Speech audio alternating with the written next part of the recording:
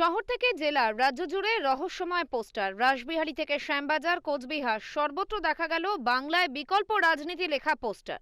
পোস্টারে কোনো রাজনৈতিক দল, মঞ্চ বা গোষ্ঠীর উল্লেখ নেই। কে বা কারা এই পোস্টার লাগালো তা নিয়ে শুরু হয়েছে ধোঁয়াশা। এরই মধ্যে কংগ্রেস নেতা আইনজীবী কৌস্তব বাগচির এ বিষয়ে একটা পোস্টকে কেন্দ্র করে রহস্য আরো ঘনীভূত হয়েছে। সোশ্যাল মিডিয়াতে কৌস্তবের পোস্টেও লেখা রয়েছে বাংলায় বিকল্প রাজনীতি। এ বিষয়ে অবশ্য কৌস্তবের বক্তব্য, তিনি বিকল্প রাজনীতির কথা দীর্ঘদিন ধরে বলে আসছেন। কেউ যদি তার সেই বক্তব্য গ্রহণ করে থাকেন তাতে তিনি গর্বিত। বিকল্প রাজনীতি এই বিষয়টি পশ্চিমবঙ্গের ক্ষেত্রে আমি বিগত কয়েক মাস আগে এই কথাটি বলেছিলাম। লাগাতার এই কথাটি আমি বলি, কারণ আমি মনে করি যে আগামী দিনের পশ্চিমবঙ্গের ভবিতব্য বিকল্প রাজনীতি।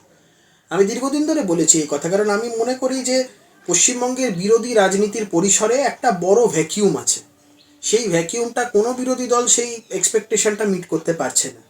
তো সেই ক্ষেত্রে আগামী দিনে পশ্চিমবঙ্গের ভবিতব্য হতে চলেছে বিকল্প রাজনীতি।